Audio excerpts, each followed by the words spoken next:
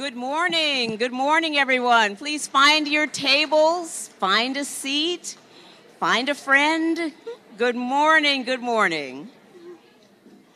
Welcome to the 2019 State of Schools Address. What a great day. I'm Lark McCarthy. I'm a member of the Public Education Foundation's Executive Committee, and I have the privilege of emceeing today's very special occasion. Before we begin, please join me in recognizing the Foothill High School Jazz Combo. Their wonderful music greeted us this morning. They were fantastic. I was thinking I need to have a reception or something just so I can try to get them to come play. They were so good and motivating. I just love Foothill. I'd also like to offer a special thank you to those who played an important role in bringing us to this beautiful venue today. The presenting partners of the Superintendent's State of Schools Address, the Nevada System of Higher Education, and the Public Education Foundation. Thank you so much. Let's thank our presenting partners.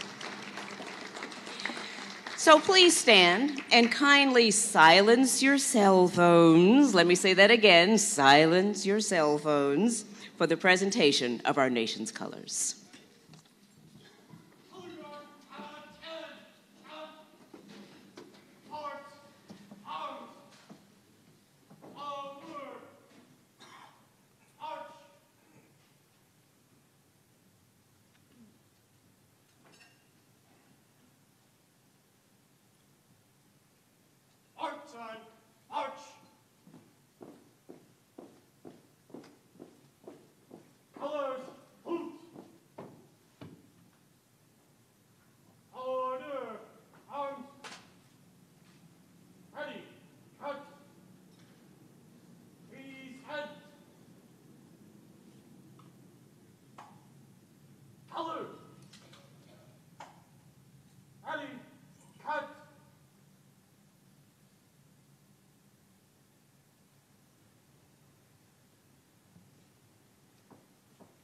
Allegiance to the flag of the United States of America and to the republic for which it stands, one nation, under God, indivisible, with liberty and justice for all.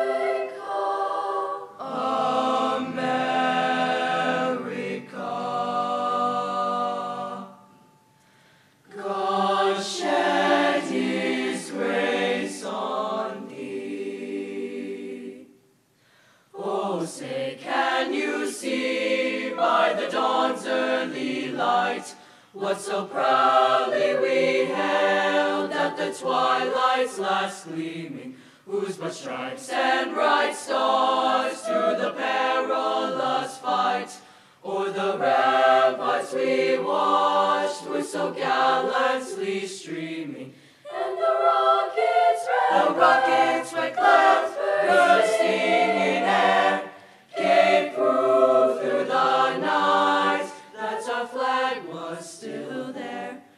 Oh, say does that star-spangled banner yet wave o'er the land of the free and the home of the brave?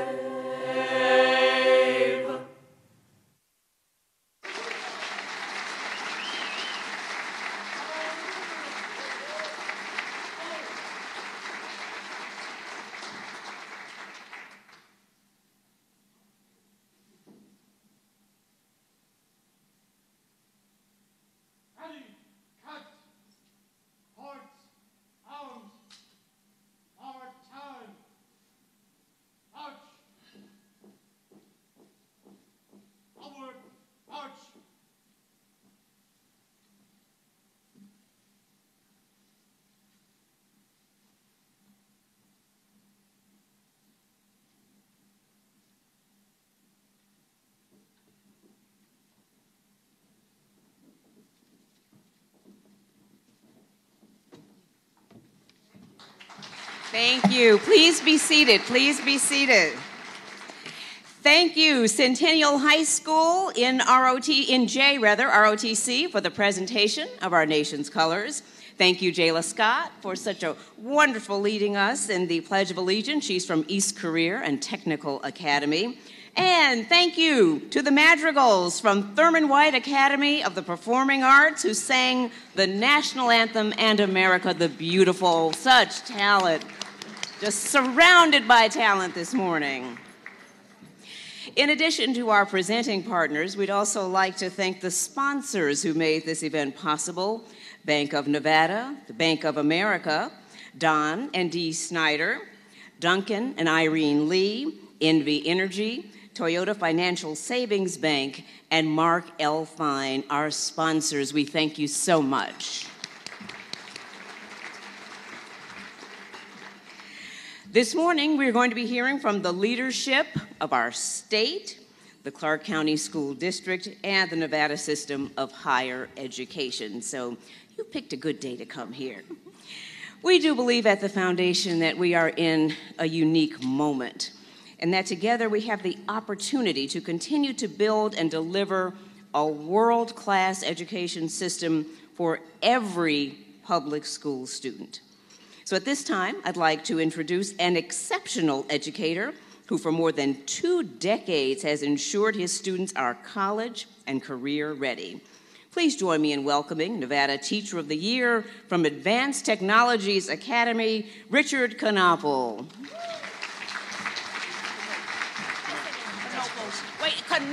Knoppel. Good morning. It's my incredible honor and privilege to serve the state of Nevada and all of its educators as the 2019 Nevada Teacher of the Year.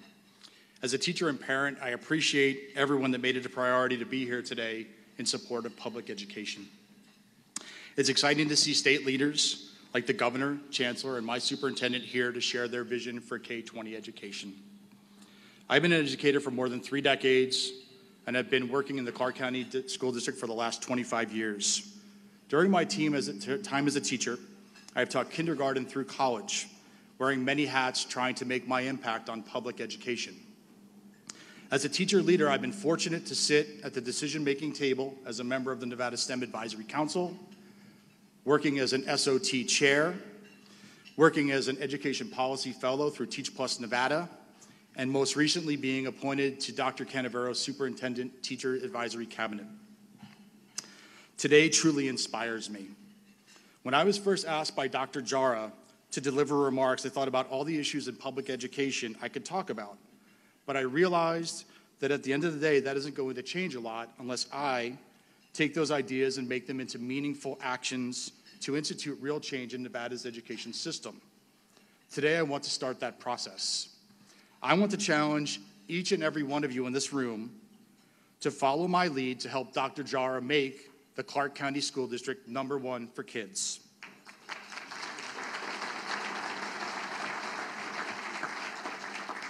So you're probably asking yourself, how are we going to do that? And there are 3 steps to what I think will help us to get there. 1, I want you to ask yourself, what am I going to do in order to support Dr. Jara's vision? 2, I want to ask you to ask yourselves, are we as a community willing to work together as stakeholders to ensure that change happens? 3rd, I ask you to take the time to recognize the backbone of the system, our educators, as we make CCSD #1 for kids. There are 3 ways I think that we can all do that. 1, write an email or a thank you note to a teacher that impacted you or your child. 2, nominate an outstanding educator for recognition in this year's Heart of Education Awards.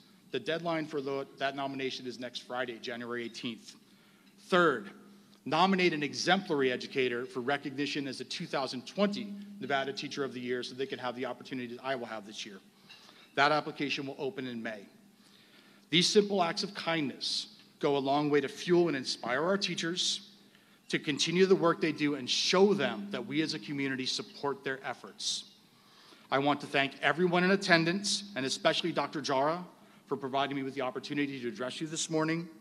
At this point in time, I would like to ask Board President Lola Brooks up. I'm like kind of, anyway, I'm good? My apologies.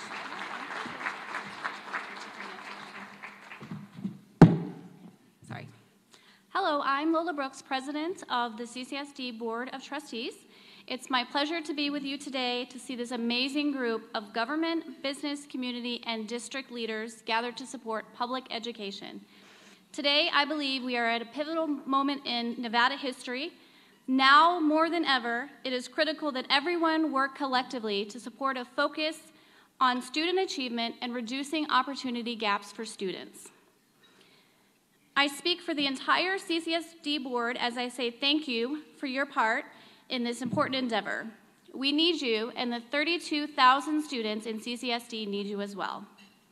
I would like to now introduce the other members of the Board of Trustees and ask them to stand to be recognized. Vice President Linda Cavazos,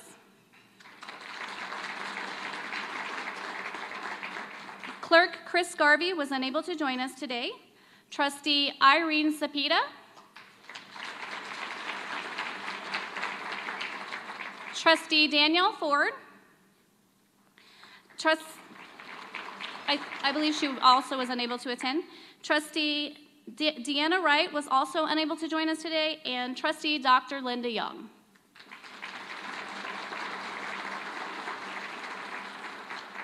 Now it is my honor to introduce a very special guest who we're privileged to have here today. Please join me in welcoming our new governor, Governor Steve Sisolak.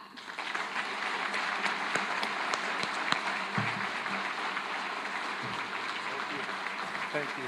Thank you very much.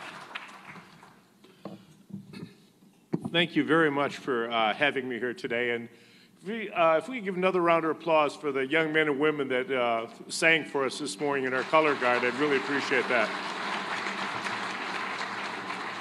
It's really an honor to be here today. It was so important. I flew back last night late from Carson City because hopefully you all know education is my #1 priority as we embark on our administration and moving forward. It's the most important thing. Everything that we're going to focus on relates to the students. Ultimately, that's what it's all about. I know we've got a commitment from Dr. Jara and Tom Riley and our Chancellor University. And the other folks I want to mention here, I've got 3 folks that are here from labor. I know I've got Tommy and Jeff and Rusty that are here representing some of our trades. I don't know if I've got any others that I want to acknowledge. I see I've got Peter Guzman here as well. And I want to acknowledge, and Dan, I saw you there as well. Thank you. I can't name everybody. I want to acknowledge the fact that they're working together to help students, help the outcome that we have for students and have their interests at heart as it relates to their education. I also want to acknowledge, if I could ask everybody to stand, the legislators that we've got here, the other elected officials that have done such an incredible job.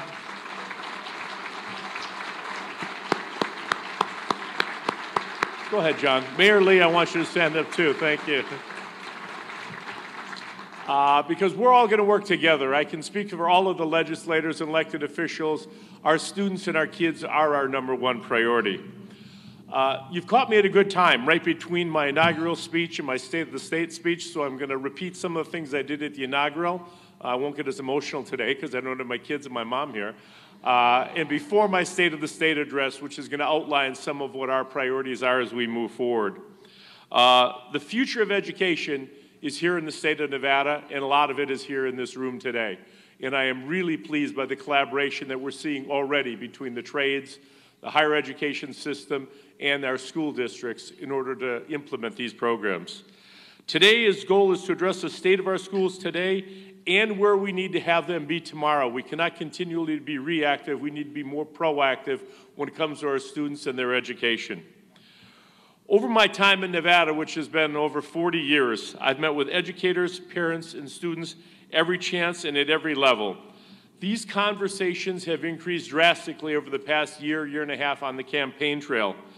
I want to let you know I recognize your concerns. I recognize the struggles that we're facing in our school district. I hear you, and I'm committed to working together with you to solve these problems. And where it starts is with our educators. Our educators deserve the respect and resources that they deserve, and they're not getting them now.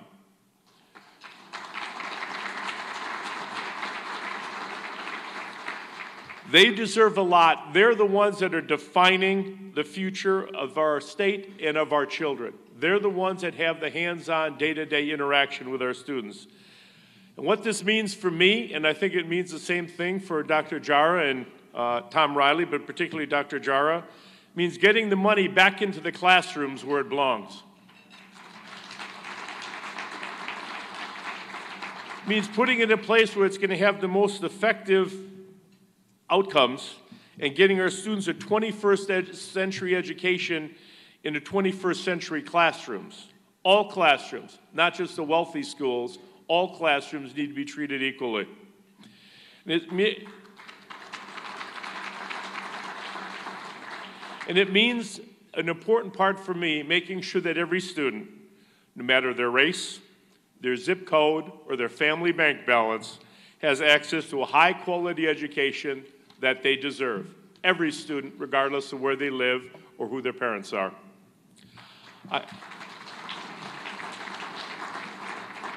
I know it's not going to be easy, or it would have been done already. I know it's not going to happen overnight. I understand that. But I know it's not impossible either. I know that with the individuals in this room and the brain power that's in this room and the incredible group of educators that we have around the state of Nevada, we can make it happen.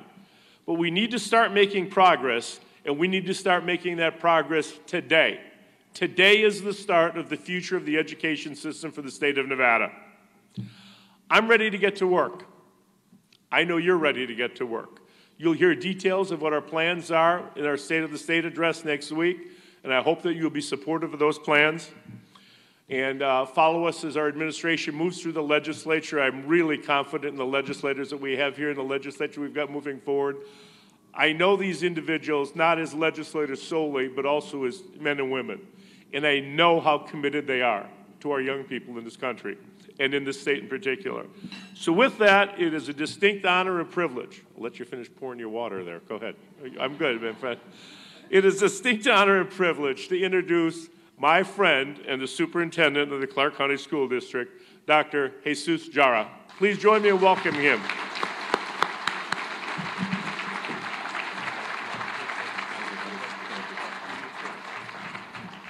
Well, thank you, Governor. Good morning. It's 8 o'clock in the morning. We say good morning. Our teachers, our principals, probably it's like late afternoon, late morning already there. Some of them are getting ready for lunch duty. I know. But, you know, some of the things that my team has already known, they never follow the students. But I'd like to also take this opportunity and thank Foothill High School, Centennial High School, our wonderful Jayla Scott from East Career Technical, and Thurman White Academy for the Performing Arts.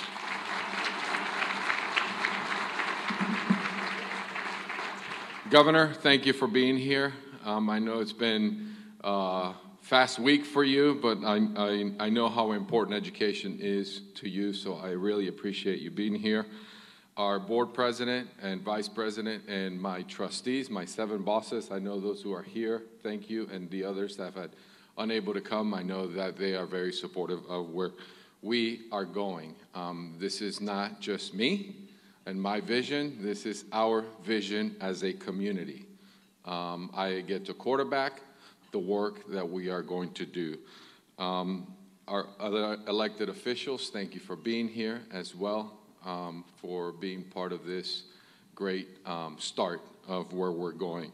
Our Public Ed Foundation for your support. I know when I get some ideas about where we need to go and what we need to do, Judy Steele and her team with our Community Engagement Office move quickly because, you know, one of the things that I get to know and know about me, I move fast because our children do not have time to wait on the adults. So thank you for putting this together on behalf of our students. UNLV, the Board of Regents, and other sponsors who are here with us this morning. So I still try to really say that I am new in town, but I've been here 7 months. I'm going to talk to you a little bit about what I've heard, what we need to do, and where we're going to go. In the last 7 months, I've had great conversations with over 4,600 folks, whether it's large town hall meetings, community meetings, coffee meetings, to really get a clear understanding of what we need to do. What has come clear is that as a system, we are not, there we go, let me see if I can work this. Sometimes I have problems with technology. It's not working. Maybe I need to turn it on. There you go. We are not, as a school system, where we need to be. And the fact is that they are right. People aren't satisfied where our children are, and they're not satisfied where we are as a system. That is the reality. They support our schools, our families love their campuses and their schools, but as a system, we have work to do. And I'm going to talk to you a little bit about some of the things that we need to do. And I'll continue to say, and I said this last night to our board, collectively, it's not our fault, but I can guarantee you that we own it and we will fix it. Some people see our potential and the missing potential for our children for some reasons that are under our control and fixable. Some things that have come up in conversations, we've already taken action. We're working to make teacher and principal evaluation really about improving instruction, not completing paperwork. I need our leaders helping and supporting our teachers. We've already earned approval from the Department of Education, and I'm excited to announce that just yesterday, this week, we received initial approval for other licensed employees to ensure that our counselors and school psychologists have provided the honest feedback to improve their practice. We're working to improve recruitment and retention of great teachers and educators. But some of what you've told us, it's bigger than a single fix. I know that together we can do better to solve the problems that we have. Some of the things that, there we go, hold on one second, it's not working, the battery's, it is on. No, it's, Kirsten?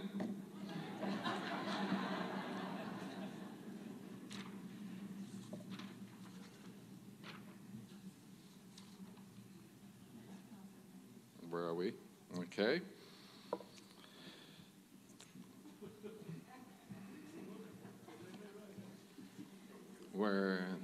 Okay.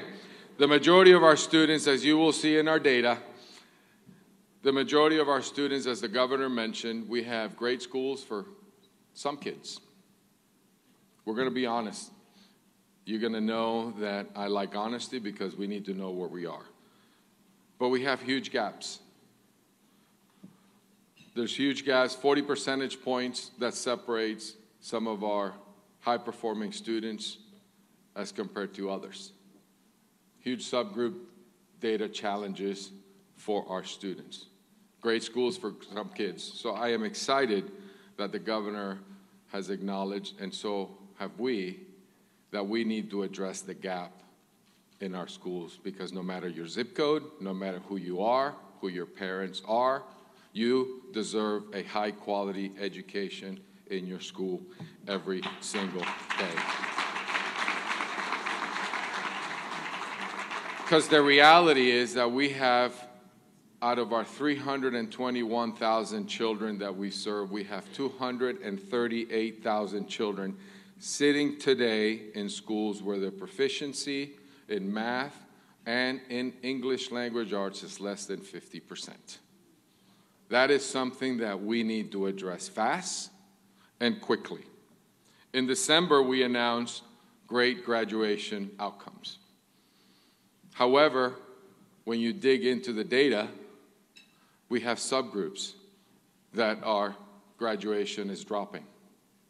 So we need to address the challenges. We have huge opportunities in our AP, in our IB, our career technical education, into our dual enrollment programs. You're going to hear a little bit more about what we're doing. But we have huge gaps there.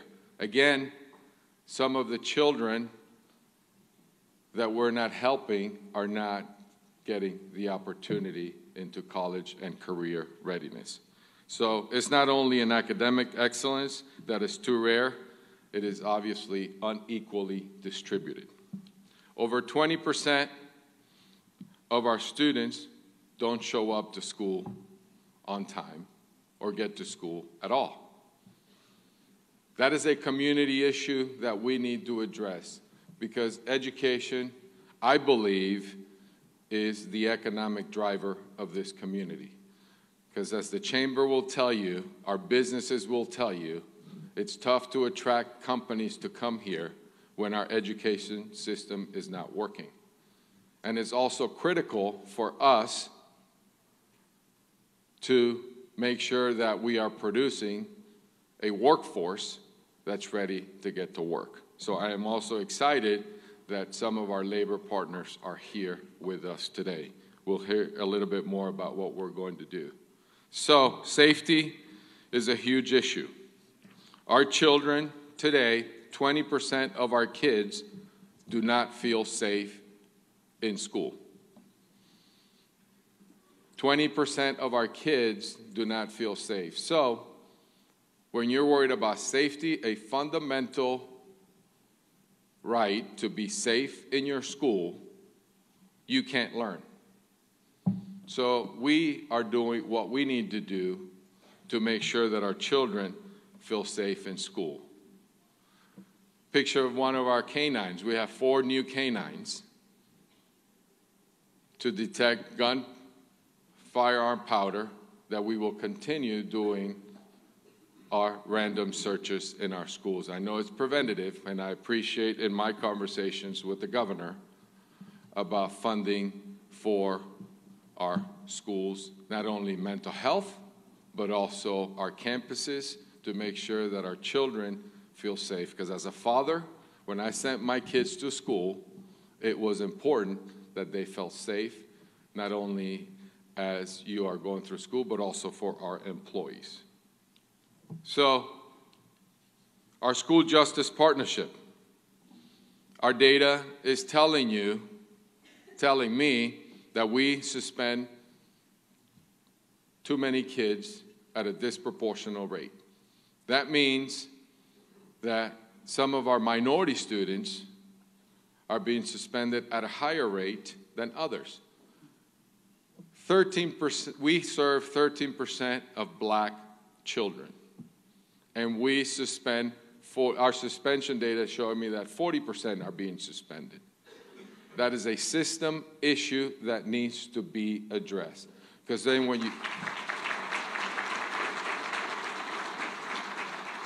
you look at our data, those are the kids where we see the largest gap in academic achievement, where we see are not provided the opportunity in the workforce, where they are not provided opportunity into advanced placement, into dual enrollment classes, into IB programs. Of course, because they are not in school. So we need to address the issue of disproportionality as a system. We started our training of our staff today, this year, on MTSS. What multi-tier systems of support are we going to provide our educators to make sure that we address the challenges that our children are facing? And I say that because when you really look at it, our kids today are experiencing trauma at home, in the community. You'll never hear from me that is an excuse. We need to understand it, and we need to support them.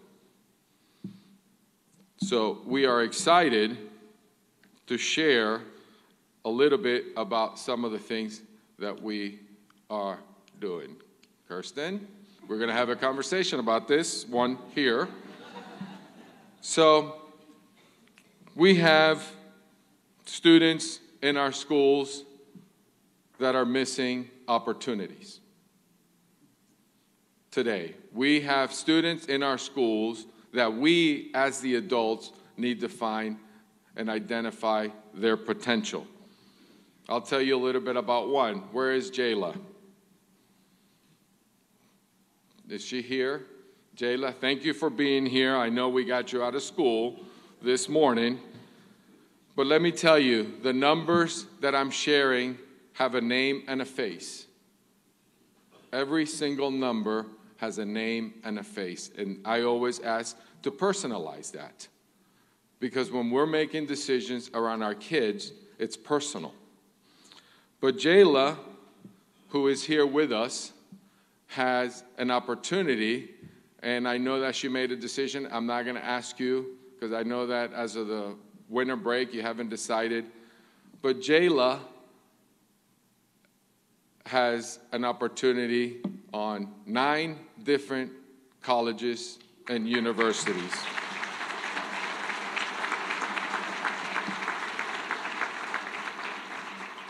And I believe historically black colleges and university, and also Stanford. I'm not going to make you to give us your decision, but I'm going to tell you her story is one that is something that we should be very proud. So thank you, Jayla, for being here as you continue embarking in your future. So this is one of the most exciting times for us as a system. Last night, my board adopted or approved an MOU on a pre-K-20 partnership with our higher ed institution. Thank you, Chancellor Riley, for being here, and our Board of Regents. It's really around 3 pillars. Address the remediation in high school. Address the remediation that they are seeing in higher ed. We will address it together. There's very specific details in the MOU and partnership to address the remediation before they leave us. So when they graduate from our high schools, they're ready to go into college, not wasting the higher ed institution money and the family's money. That has an economic impact in our community.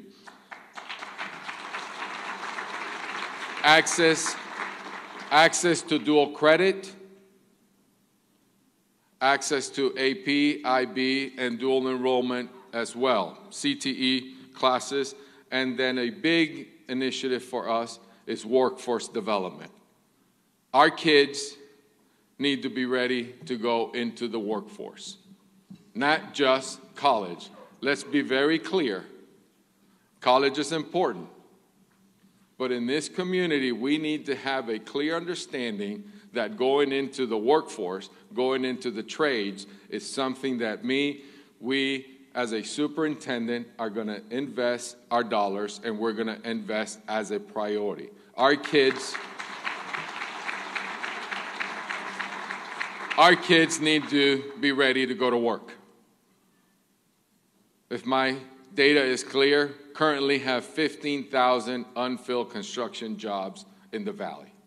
We have 49 high schools. We have plenty of students that can go into the workforce today. I know it's possible. I know the work is going to be hard. And I know that we can do this together. I've seen it. I lived it. As a student, as a teacher, as a principal, and as a system leader, I have lived the opportunities and the public education, what a public education school system can do. I've had the privilege as a school building principal with a team to make changes in children's lives.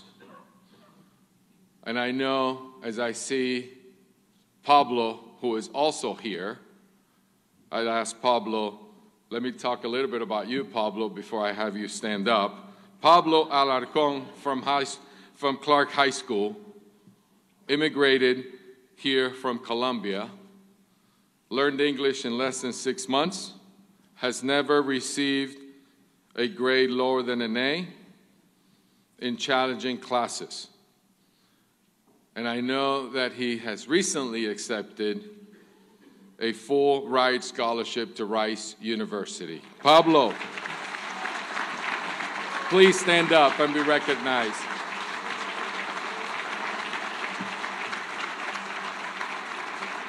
And you see, I had the opportunity, because I know his principal sent me an email and invited me, and I had the opportunity to meet Pablo. He credits his teachers and, of course, his mom for being where he is today. So, Pablo, congratulations, and I know I am proud of you. Your entire school is proud of you, but I know your mom is very proud of you as well. You see, that's why I always look at schools from the classroom out. The work, the important work is not happening in my office. The important work is happening in our schools and in our classrooms. That's why I believe the heartbeat of this organization is in our schools. But most important, I have also seen what an entire school system can do for their students. Governor, trustees, community partners, colleagues, we have a lot of work to do. And that is the state of our schools. But it's my intention to stand here before you 5 years from now and tell you that we will be the most improved district in America. And that is because of our team, our students, and our families. Because when we all rise up, our children will perform at the highest levels. When the adults, all 42,000 employees, are committed around children, our children will be able to perform. For a long time, folks in our schools have felt the blame for all our challenges. And if the problem was in one or two schools, it would make sense.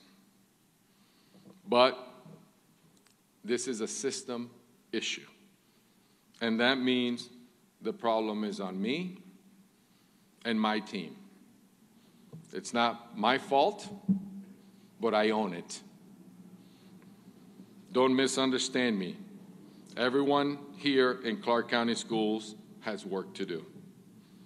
We've lacked a coherent plan, support tools for teachers and educators that enable us to get from where we are to where we need to be.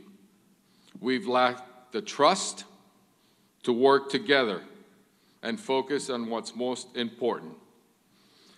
It's my job to change that, and I know that it can be done. I've been there and I've seen it. Our challenges are no different from any other hard problem. You break it down and you address it one step at a time. That's what we're going to do. I'm not just optimistic about the ability to do that. With the people that I've come to know in this community, I am confident that we can do this work. The business community is critical for our success, because every young person who leaves our schools must have not just a diploma, but a plan for how they'll continue their education, and they should have the preparation to succeed without remediation in post-secondary education. No one stops at a high school diploma. For example, we have 9 companies who are here with us.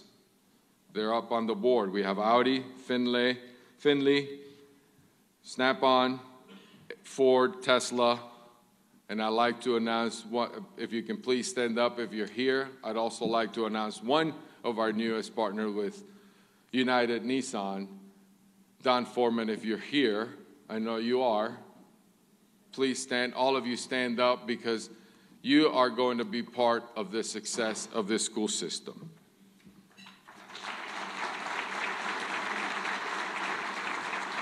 Thank you. So,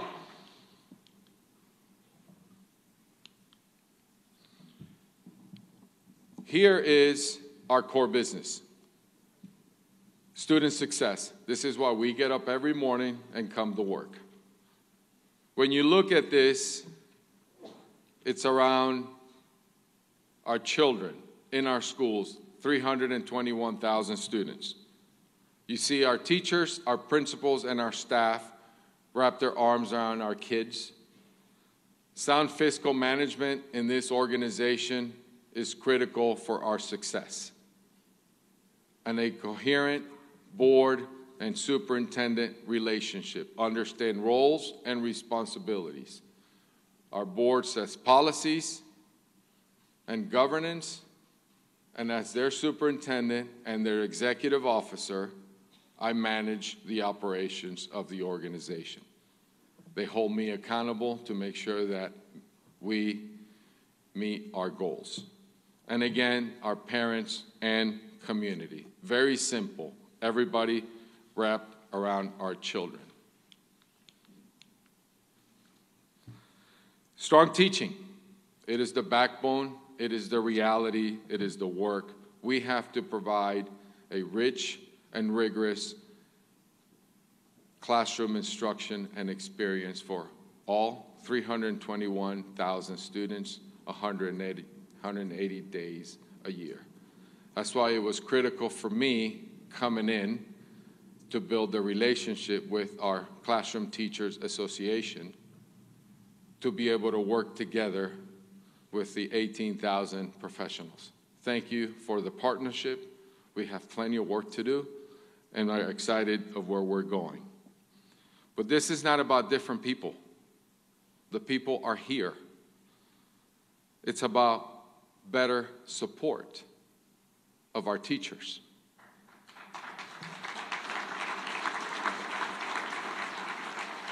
Providing engaging, challenging materials for our teachers that is aligned to the standards. So we will be able to measure what our students can do. It's about assessing student progress. We need a coherent system to assess students so we can offer the help that they need in order to improve their practice.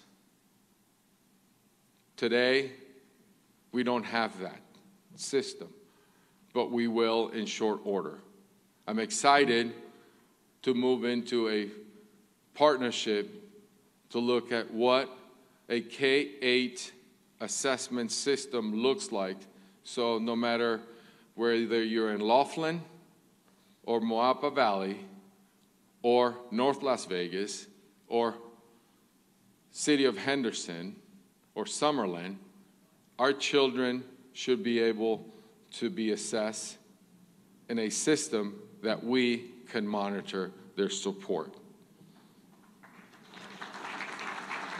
Our kids, moved on too fast to the funding formula, Governor. We're getting there.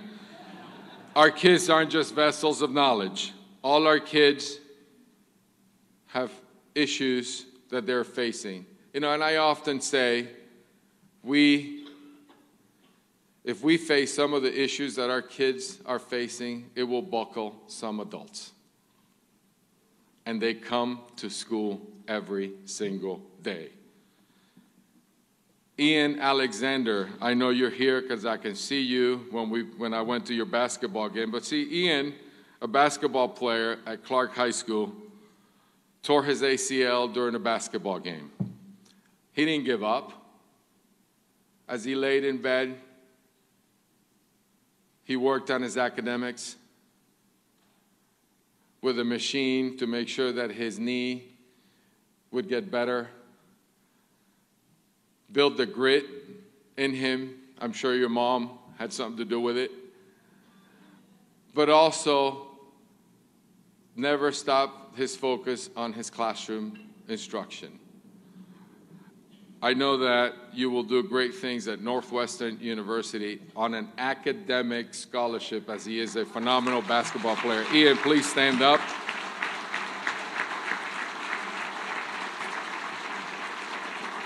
Ian is an example of what I'm looking for in every single student.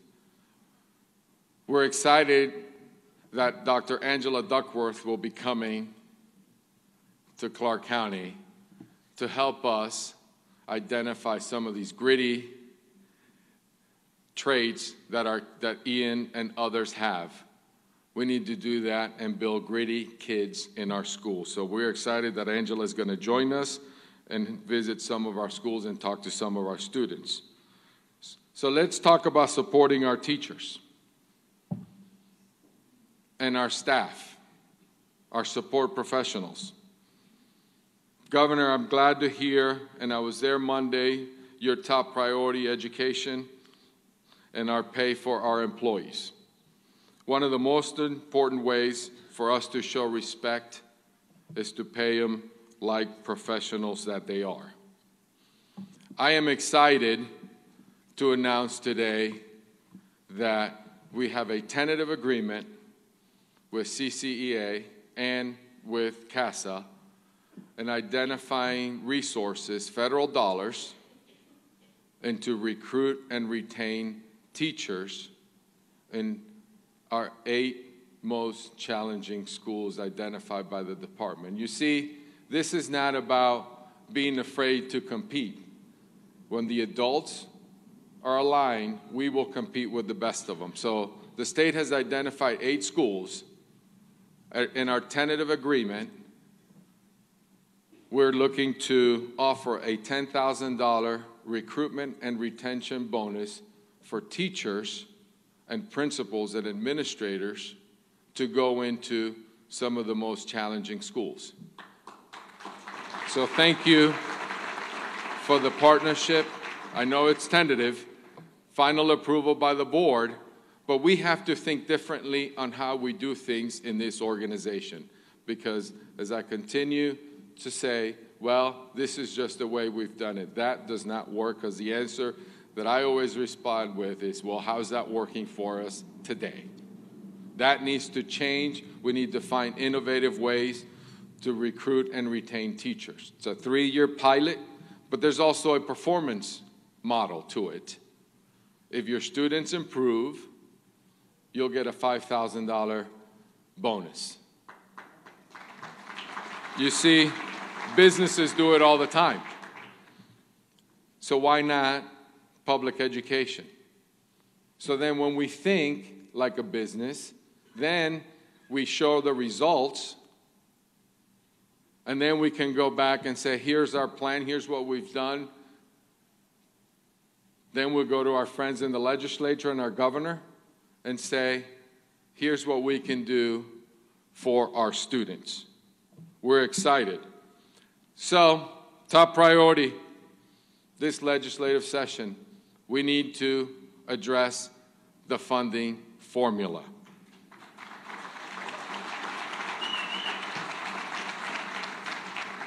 It's great, Governor, to have you here in your first week, but you've known, as you mentioned, this has been something that I know you have witnessed and experienced in a long time in your 40 years in this community.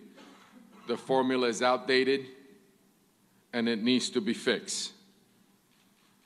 I hope to work with you and the legislature to fix the formula. See, because all we've seen is small, minor technical changes. Technical change does not work. You can ask and read about Ron Heifetz's work on technical and adaptive change. Technical change does not work. It's the adaptive change, the hard work, and I'm committed to fixing this funding formula. But every time I talk to members of the public, they ask me, what happened to the marijuana money? And I say, that's important to discuss, to understand, but the formula needs to be fixed, because you put more money in, unless we close up the leaky holes, the money will continue to go out into other things. So let's plug the holes this session and address the funding for Clark County. because we know that we're subsidizing some of the other districts. We understand that. But as I tell the members of the public, I know your job is the entire state, but my job is the 321,000 kids, the 42,000 employees. And that's why I'm here to advocate for what we need in Clark County. So, when you look at 1967, or go back to, we are funding our schools as if we were in 1967. Clark County looked a lot different. The kids are a lot different. Our education was a lot different. But we are expected to perform at a higher standard like if we were in 1967. To me, that is insane. That needs to be addressed. Update the formula, update how we fund public schools in the state of Nevada for Clark County. Because how many of you who have grandkids or kids, when go to somebody's house, what's the first question? What's a Wi-Fi passcode so I can get online? I still remember going out. I'm going to date myself a little bit. I remember my parents used to say, make sure you have a quarter, because if your friends leave you, you have a way to get home, right? You call us. Our kids are living in a different world, and we're funding education decades behind. That needs to be addressed, and we need to really fund public schools in the state of Nevada.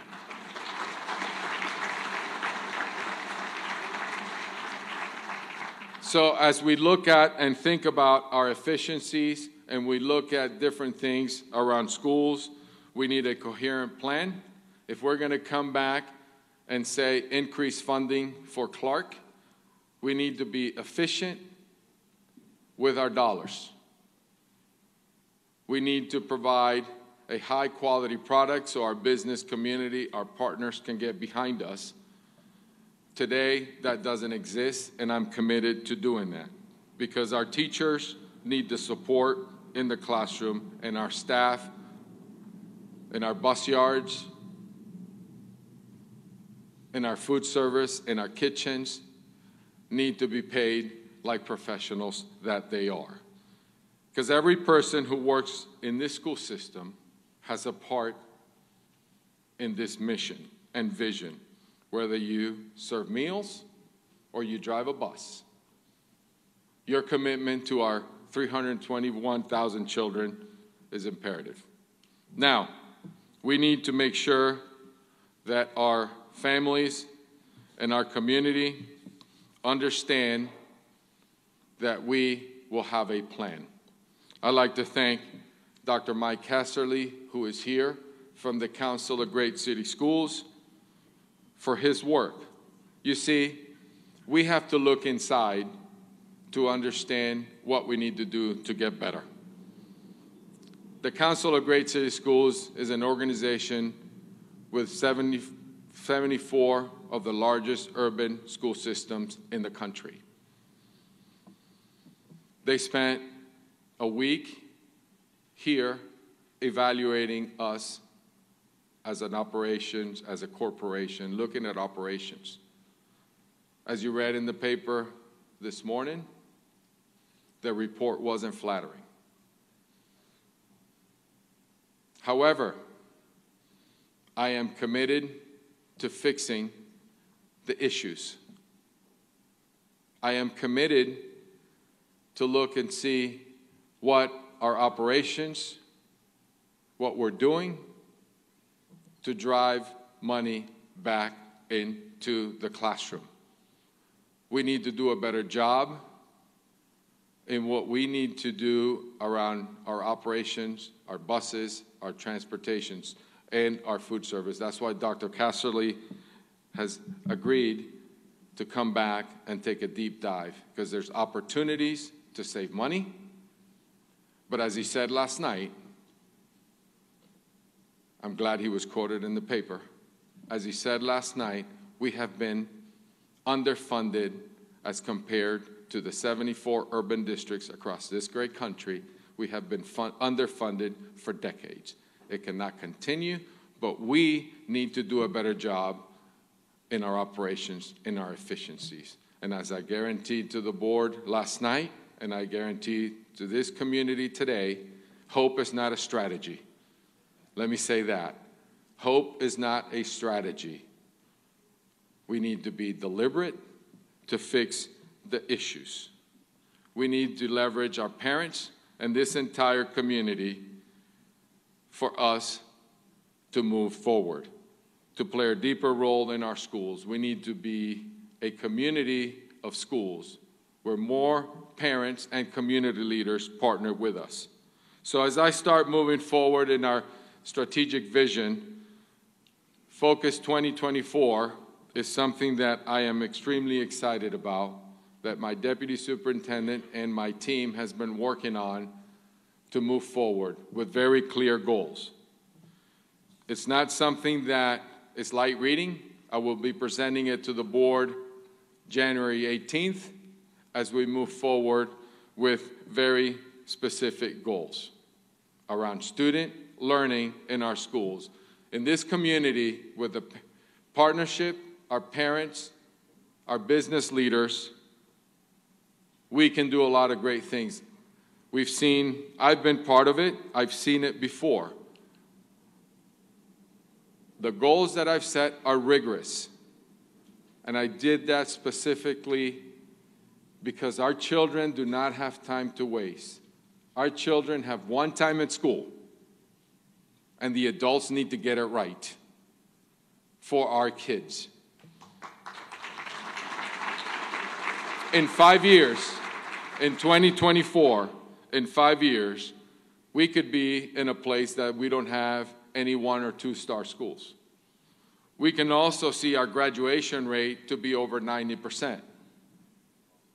But not just graduating to go work in a meaningless job, graduating to be ready for college and career. And we can see an improvement and 100% increase in participation in AP, IB, dual enrollment classes. That means the adults need to find the talent, like you saw today with Jayla, with Ian and Pablo. We have many more Jayla, Ians, and Pablos in our schools. That means we will use our data, and we will drive the work, and we will identify the untapped potential in our children and push them. You see, in this country, we allow 15 and 16-year-olds to make decisions that negatively impact their lives because we want to give them choice. We need to drive that conversation using their student achievement and their data. But then also helping our teachers and our principals as a system to do that work. That's not happening, and it will happen. So that's what's part of this plan. Focus 2024 will be very strategic, just like you have a student, as a business, just like you have a business plan. If it's not in the plan, we're not going to do it. We can't continue to just do things because. We need to move forward around strategies that work. And if it's not working, we need to have the discipline to stop doing it and stop asking educators to do things that don't work. We need to be disciplined as an organization to do what's working and learn and move forward, because that also eliminates the waste that we have. So our ambitious goals will get us to where we need to be as a system, to be the #1 choice for our families and our schools. But for us to achieve, I need everyone in this community to understand what we're setting out to do, to come together around it, to fight and help us rise up as a community, because it's the only way that our kids will see the future of their dreams. The job in front of me, in front of us, is hard, but it's not mysterious. It's about setting goals and laying out a plan and doing and working the plan for us to be the number one choice for kids. I'm going to call on all of you, everyone in this room, to be part of this mission and vision. Whether you are a business leader, a parent, a principal, a mentor, a bus driver, ask the students, how are you doing? Are you doing your homework? At our food service, what are you reading today? Our parents help us get our kids to school.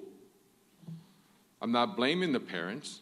We need to help them get our children to school. It's about looking at the data, assessing the data, and course correcting where we're falling short. But we need to do better for this community. It's just as important as anything else, it's about my team, our central office, making sure that everything we do is actually helping that mission. As I said, if it's not working, we're not going to do it. I don't have any sacred cows in this administration. We're not going to do things the same old way. Delivering on our promises, staying focused, that's how we rebuild trust. That's why I've reorganized the school system. Accountability starts at the top. I expect my trustees to hold me accountable. And believe me, I will hold my team accountable around results. Because our children are precious and we don't have time to waste. See, our kids hold us to high standards. There's one last student that I met in my tour of our schools. You see, Yosvani Gomez is very special to me. While touring ECTA a couple months ago, had a great conversation with him as we were walking his campus. Yosvani, it is your campus. Don't tell the principal. So as I was touring, and then he showed up at my town hall meeting. So Yosvani shows up and asks me a very specific and deliberate question and says, Superintendent, what is your plan to address the needs of our homeless students? He's a high school senior. And I said, well, you know, we have support services, we have things that we do for our kids using federal dollars. And by the way, we serve 15,000 homeless students in our schools. 15,000 of our children are homeless. Not an excuse, but a reality. So I said, Yosvani, as we start telling him about my strategies, and he says to me, well, Superintendent, I was homeless. This is why I care. See, moved 13 times in his life, has attended 7 different schools, 2 states, and has been homeless twice. Never an excuse, but a reality. Yosvani, through all of his family challenges, has multiple culinary championships under his belt and is graduating with advanced honors. Yosvani, please stand up.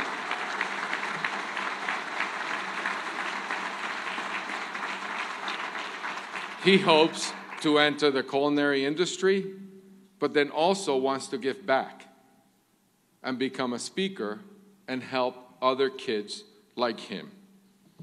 See, our kids are precious, but our kids are also involved and want to help. they hold us to high standards. So we, as adults, need to hold ourselves to the same standards that our kid holds himself to. So if we fix Clark, Governor, we fix your state. We fix our state. 74% of the children in the school system in the state are here in Clark County. I believe if we fix Clark, we fix the state. We're excited to where we're going, and this work is not something that I can do alone. This is the team. And if you notice in this picture, it's not just the central office. You have food service, you have transportation, you have lawn and maintenance, you have central office, you have grounds. This is a team. One team, one goal to make CCSD #1 for kids. Thank you very much. Thank you for the work that we're all going to do together. And now I'd like to call up Chancellor Riley. But as he's coming up, I'm so excited on this partnership. I believe this is the first partnership in the country where the higher ed and the K-12 education agencies are working together around workforce and college readiness. Chancellor Riley. Good morning. Thank you, Dr. Jara, for letting me have some brief comments today. You're proving to be a tremendous partner, and we appreciate that. Governor Sisolak, I want to say thank you for making education a central part of your administration. You know that well as a former regent. And for those of you that don't know, Governor Sisolak is the first governor as graduate of UNLV. I want to thank the regents that are here today, the chair, Page, Del Carlo, Hayes, Carter, Lieberman, and Perkins, the great support that the regents have provided, the presidents of our 3 institutions in the South to demonstrate our commitment to partnering with K through 12. Dr. Marta Miana from UNLV, Dr. Bart Patterson from Nevada State College, and Dr. Federico Zaragoza from CSN. Thank you for being here. And thank you for the legislators and the legislative leadership that is so committed to addressing these issues. Well, what you know is that well over 50% of all jobs in Nevada need some type of higher education, yet only 1/3 of our citizens have that today. While not everybody needs a 4-year degree, some type of post-secondary education, whether that's a certificate or a 2-year degree, is needed in our growing, demanding skill force job market. Nevada is significantly below the national average in the percent of 18 to 24-year-olds who are engaged in higher education. In fact, we ranked 49th. As we know, learning is the single most critical adaptive function for individual success. It is the pathway to social mobility. It is the pathway to middle class.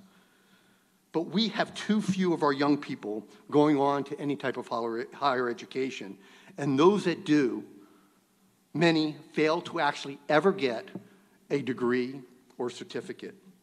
You know, we often speak eloquently about the unspoken challenges many of our young people have as they make it on to higher education. But we fail to discuss the large percentage of students who never graduate. There is no evidence to suggest just a little bit of college makes you more marketable in employment. And I would argue that if you factor in student debt, many individuals are worse off by going to college if they don't graduate. Increasing access and success are 2 of the major focus of our Board of Regents in the Nevada system of higher education. However, access without success does not translate into opportunity. We must do better. We need to commit the same passion, determination, and perseverance in seeing our students graduate as winning to UNLV and UNR and achieving Carnegie One research status as they now join the ranks of prestigious universities in the top 3% of this nation. While Carnegie Very High Research Classification is the gold standard for higher education institutions, and UNLV and UNR join the ranks of institutions like Harvard, Stanford, and many other prestigious higher education institutions, it was a coordinated effort by everybody: faculty, administration, the community, legislators, regents, and of course students. That singular focus is what we need to improve graduation rates. Next Thursday, our system will be hosting a Student Success Summit where the Board of Regents will adopt 2025 goals for every one of our institutions and year-to-year persistence rates. We'll look at best practices that our institutions are employing now, and we'll look at best practices nationally as far as how we have moved the needle on higher education. The challenge is at how we scale that up. We've been exploring ways to ensure that student success is at the forefront of our thinking, including with our faculty. And one way of doing that is ensuring that we have the data on graduation and persistence rate down to our department levels. We can't keep it at the university or college level. We need the faculty to own it and to understand why our students are not moving on and what points of their education they're dropping out. We are also committed to sharing data with our K-12 partners. Recently, we have provided data to Clark County about the schools that have the most challenges around the issue of remedial education. This is important, as we know, is how we improve remedial skills, particularly those in English and math.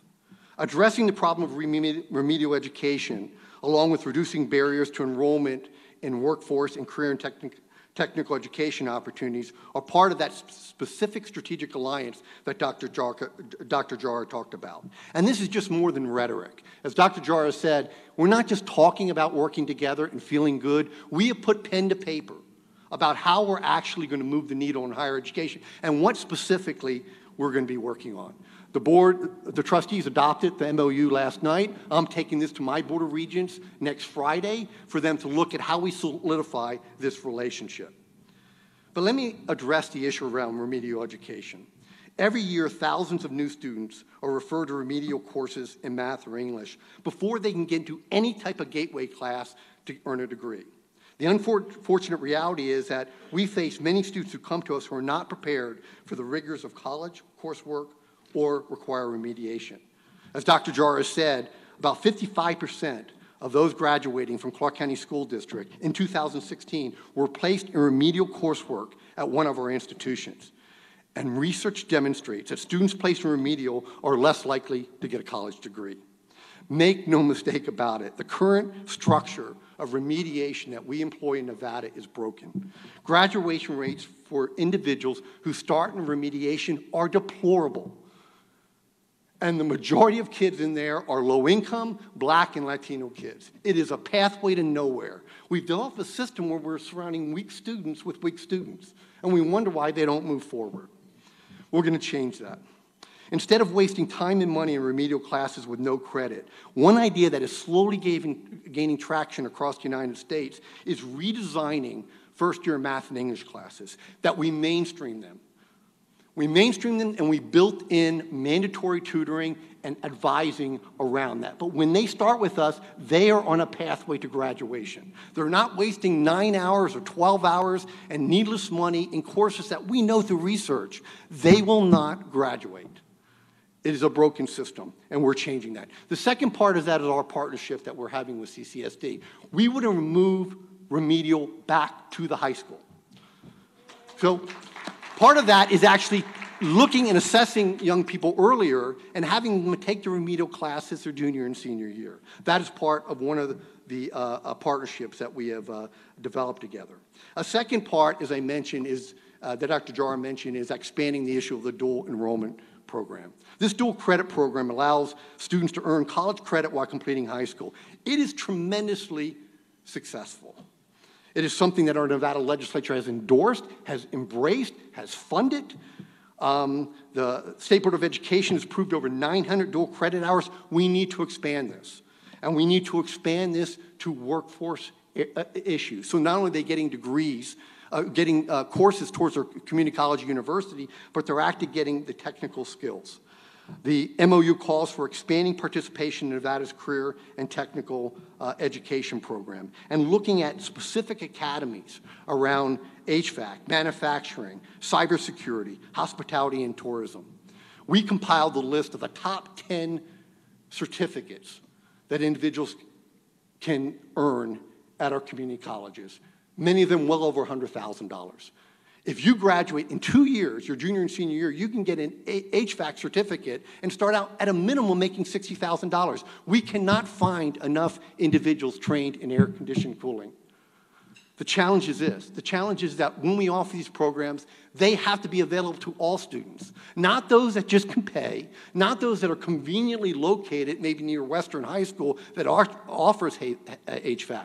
That is what our MOU is looking at, is how do we offer these? How do we develop platforms? How do we develop certificates that are stackable that leads towards degrees or leads towards certificates? And how do we commit to the issue of being equitable to all our students? The other really cool thing about this MOU is that if we want to talk about issues of preparing 70%, so 70% of the kids in our high school in Clark County are not going on to four-year degrees. 70%.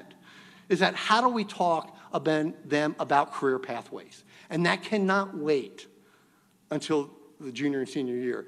A couple years ago, I went and did some mock interviews at Teach for America. Griffin Orlando, I think he's here today too. He was one of the teachers I met, and we've been talking with him about what needs to change. And it was just amazing that we're talking to high school kids who are in the senior year and talking about interviewing skills, and half of them didn't even know what they were doing. This MOU targets middle school, that we need to begin the conversation in middle school. It leverages our UNR cooperative extension to help us in actually having this conversation in middle school. We'll make no excuse, but the most important issue that we're facing in the issue of higher education is the issue of when individuals come to us, they have to graduate. We cannot accept that the majority of individuals coming do not have a pathway to a certificate or a degree, and we're going to change that. And part of that is our wonderful partnership we have with CCSD. And, you know, we chose to actually work with Clark County. Part of the issue was the passion when I presented to each of the 17 superintendents, the passion to our school district, but we can make the most difference by making impact where 75% of our students live. And thank you again for the partnership. Thanks for the legislative and the governor's support of this, and the region's support for being forward-thinking and helping us moving forward. Thank you.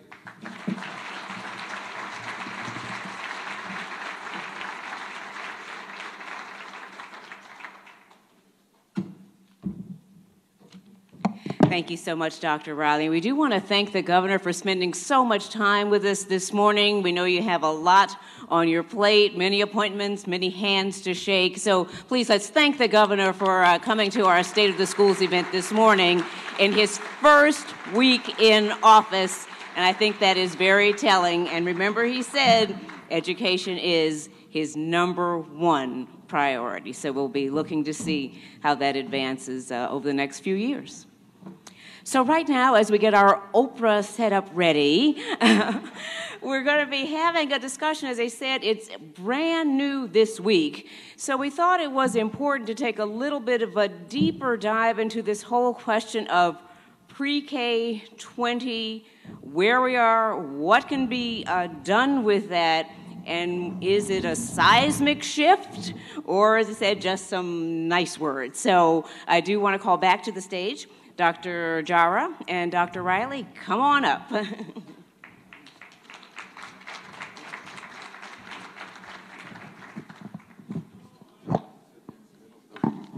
don't you two sit together? Okay. That way I can see both of you at once. Great, thank you. Okay.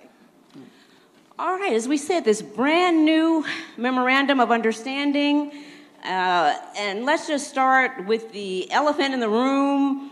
And it's a big, skeptical elephant, because there's been a perception, you know, that K through 12, that in the past you haven't cooperated, that everyone had their own silo, their own mission.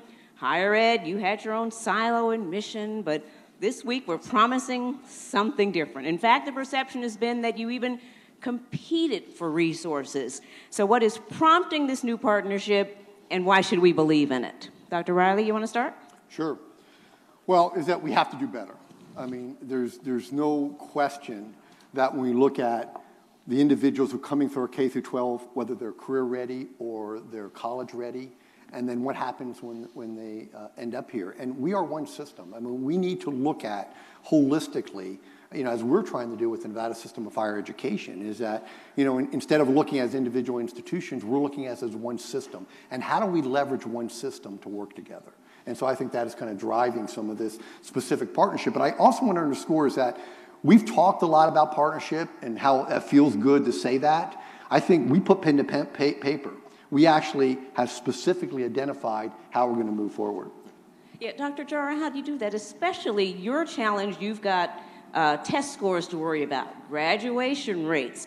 How, especially for you, do you meet this challenge? Even as we all understand it needs to happen, you also have a lot of other pressures on you.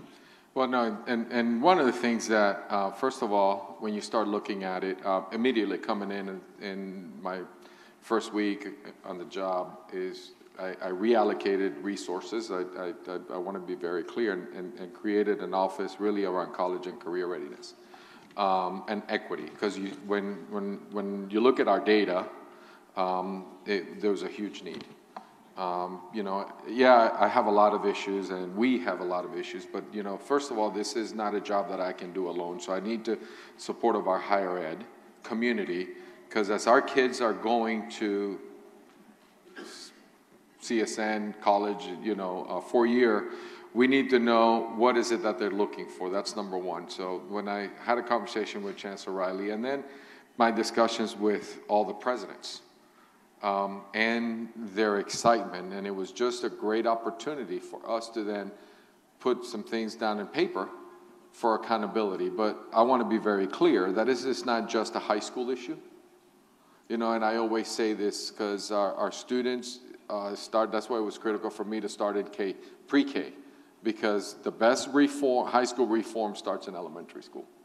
You know, we have to change the mindset. And then the piece that was really exciting is the workforce connection. I can't emphasize enough the need for us to prepare kids to go into the workforce, into high-paying, high-skilled jobs for our kids to do better. And I think this is where we will partner with their resources and our resources, and that's part of what I'm looking at. And then I go back and getting the business community to come in and help us. So the partnership is between the two institutions, but eventually I'd like to get some of our business partners to come in, and I'd like to also mention one of the things that we're doing, and I know Chancellor Riley will be there, hopefully get somebody from the governor's office. On January 30th, I'm holding a summit as superintendent with our labor unions to see what is it that you need in the workforce. So then we need to change. You know, we can't continue. Our data is staggering and there's a lot of holes. So what are we going to do differently to make sure that our kids are ready to go to college and career, and that's when it opens up their choices. If I could add to on this, please. too, that in addition to the entry of Dr. Jara into Southern Nevada, we've also had a key entry of another individual who's key to this discussion on workforce, and that's Dr. Federico Zaragoza, who's our new president at CSN. He lives and breathes workforce. That is his background. That is where he came from. He has moved the needle on that. He understands the power of the partnership, not only with the business and labor community, but K through 12. It's essential to making it work. Okay, Dr. Jara, Dr. Riley has talked about moving remediation back to the high schools, starting career talking in the middle school again. That sounds great. Do you have the money to do that? Well, I think it's, do I have the money? Do I need more money? Yes. And I know the governor left, but we have members of the legislature who are still here. But if we don't have, one of the things that we need to do a better job as a system is looking at the money that we have and where we're spending it and what return of investment are we getting, right? That's number one. That's the first priority. And right now we're spending money on credit recovery. Well, why don't we spend that money into remediation? So when it's just shifting the money and reallocating, and those are some of the things that we're going to look at. Now, you know, as Dr. Riley mentioned on the remediation, why don't we, because I came from a state that the higher ed institution pushed it down on us in K-12. I didn't like it, but they did, but I saw the benefit. So that's what we're going to follow, that model that we did in Florida, just do it here, right? It's just reallocating resources. So why don't we test and identify the weakness in 11th grade and then start offering it in high school? So it's reshifting of dollars to then address the issue. So then I can go back after 2-3 years, then we can go to the legislature, to the business community to say, look at the results, look what we've done, and then how do we then put it through a legislative priority to fund it for all kids. You know, and another part of this partnership, particularly when we're dealing with remedial education, is getting our instructors at CSN, Nevada State, and UNLV who teach freshman English and math and a radical concept, actually meet with the faculty and the teachers at CCSD to talk about what the curriculum is, aligning curriculum to saying this is what we should be teaching for. That, you know, that isn't a new resource issue. That's actually is the reality those conversations are not happening now on any systemic basis, right? Is that what is that one of the things that's new about this? Right. It's not happening as a system. You have some individual schools that may be doing it with, you know, or you have relationships, but not as a system. So this really brings it down into an entire system. So no, what is it that we have there? And then the other piece that I also, you know, is to really look at is what is it that you need, what skills, and then what do we need to do differently, and then work together. So our high school teachers are working with the adjunct, working with the professors at the university. Well, when you talk workforce issues, and a lot of the partnership is around this issue of building platforms for clearer pathways for career and technical school, you know, the private industry has been begging for us to come, you know, they're willing to fund internships and apprenticeships, and particularly since there's such great need. So we're also going to be looking, as Dr. Jara has been taking the lead, of actually partnering with private industry around a lot of these initiatives. Well, I know you both have heard it. A lot of business people in this county say that they can't find enough qualified candidates. So A, how do you get people qualified, and then how do you link them up with the businesses who have the need? Well, that's the piece, right? Identifying them in middle school. And changing the landscape, the thinking that everybody needs to go to college. That's number one. Listen, that's personal for me. You know, I always think, you know, my kids are probably going to be one day, they're going to say, Dad, you know how often you talked about this. But here's the thing. You know, I still remember when my middle child, who as a matter of fact is, and I think Local 88 left, my middle child went to college, tried it, didn't work, and said, you know what, Dad? When I was in 11th grade, high school electives didn't make sense for me. He said to me, why do I need to take this computer class that I don't like it? Why do I need to take these electives? That doesn't help me. I don't build a skill set. Luckily, he went to school and got a welding certification. So guess what? Now he just called me yesterday. He interviewed and he's moving to Las Vegas, and he's joined the Local 88 and he's going into the sheet metal, and he's now going into the workforce. And now I got to charge him a little bit of rent, because he's going to making some money and getting a certification and doing a lot of work. So but when he first came to me at the dinner table and says, I don't want to go to college, I want to go into the workforce, my wife said, well, no, you're going to college. I said, stop. So we have to change the mindset that everybody needs to go to college to be able to live a high, you know, be a great citizen and make a lot of money. I mean, you can do that into the workforce and be happy and be a contributing member of this community. Parents need to understand the jobs that are there with high-paying wages. You know, and we're also doing things differently in our community colleges too, that when you go on to get certificates, it's a pathway for a 2-year degree too, so they're stackable. It's because, you know, it was interesting when I mentioned Griffin, who teaches at Desert Pines High School, when I went out there, and he surveyed a lot of his kids and asked them, and so many of those young people are just, you know, I could never succeed in any type of higher education. It scares me. It's something that I don't think I can be successful with.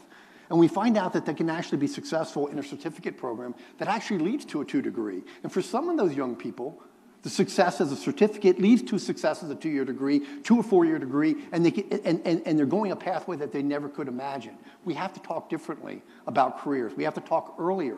You know, we are bringing some new resources. Cooperative Extension is well established here in Southern Nevada. This is perfect for them to get involved with middle schools, to start talking early on about pathways. That informs our high schools, that informs us. And then it starts helping young people envision, you know, maybe I could be a plumber, or maybe if I do want to be, I have to have certain classes in order to What classes do you need? What is the education requirement? That's one of the things you talk about. It's not just saying have career day in middle school. It's what do you need? What are the education requirements, right? Well, and that's key. But here's the other thing that we need to also change is that, you know, it's for certain kids. You know, because you need to be able to read and think critically to go into the workforce, right? I mean, when you go into, it's not the same old, you know, I used to say in Florida, it's not the same old grandfather's tractor anymore. I mean, you look at some of these, well, the cars we drive, they're computers. You know, our kids need to be able to do math at high levels. So it's preparing them to high skill jobs, but it's also academically challenging. So it's a perception that, you know, you don't go to a mechanic shop anymore and you see the guys, you know, all greased up. That's as old as our funding formula. Well, I think, you're making a very important point. I want to be sure that we don't gloss over that we're not talking about tracking. We're not talking about predetermination. You're not saying if you're on a career path that you don't need to know critical thinking skills and math and English and science. Do you want to underscore that? Oh, absolutely. I mean, kids can jump on and off, but that's the piece because then maybe this is where you start and you go into the workforce, and then you continue, you know, just imagine you finish high school, you're ready to go into the workforce, we have done our job and gotten you ready, you have a part-time job, and then you go to school and you get a 4-year education, and then you continue, you know, you become an RN, then you go your 4-year degree, imagine then you can get into become a PA or a doctor, so the opportunities are endless. And that's the thinking that we need to have in this community for our kids. And, you know, I think we should not gloss over an important fact. In Nevada, we have open access. So anybody can go to our community colleges. If you meet minimum qualifications, you can go to our state college. And if you meet minimum qualifications, you can go to UNR and UNLV. This will change the trajectory. For those that have been missing out or have been neglected or the answer to our workforce issues, isn't elite schools just cracking open their door a little slightly and letting a few more people in? It's going to be systems that we have in Nevada that embrace open access, that embrace inclusiveness, that judge our success on who we admit and not who we exclude. And we have that as a tremendous strength in Nevada, and we're very committed to it. All right, so just so we're all conversant in some of the lingo we're going to need to know with our new pre-K 20 thinking, tell us more about the role of these dual credit academies and why we all need to know about those. Well, I think when you look at the dual credit and you talk about our kids, you know, this is a financial impact to the family as well. So imagine as a student, you have the opportunity to go into a dual credit class.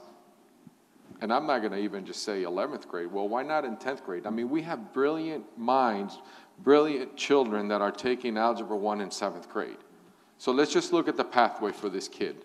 In 7th grade, taking Algebra 1, they get to a calculus in maybe 10th or 11th grade.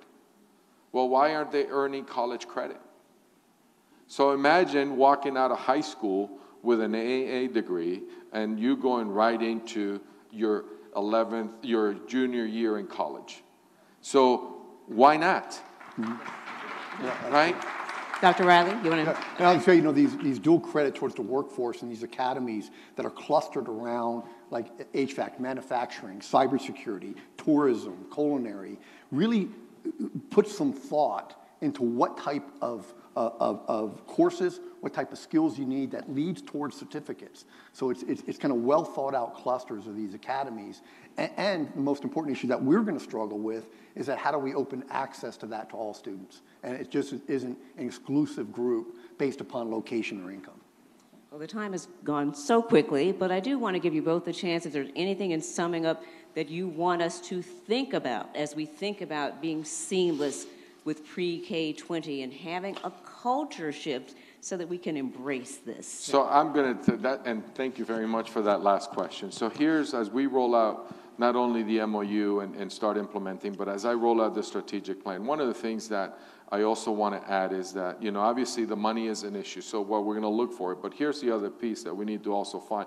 We need to find where the community can chime in and help us financially. So part of this, and this is our partnership with the Public Ed Foundation, is where's the opportunity for the business community to say, I want to invest here, right? So we're looking at assessment systems that we used to have that we had to cut. For example, we used to offer the PSAT for all kids.